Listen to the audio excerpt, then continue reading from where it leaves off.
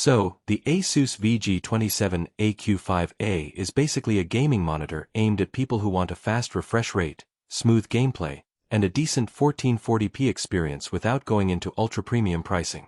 The biggest selling point is the combination of resolution and speed.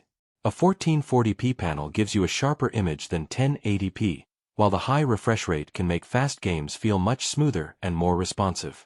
But here's the catch. You shouldn't buy it just because the specifications look impressive on paper.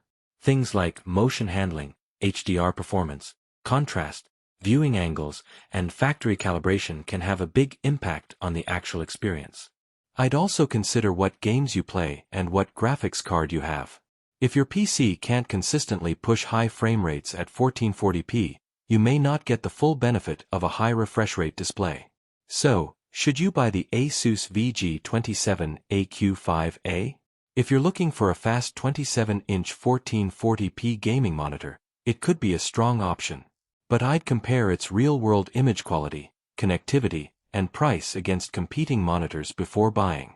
Overall, it looks like a good fit for performance-focused gamers, but don't choose it based on refresh rate alone. Thanks for watching. Don't forget to like and subscribe for more videos.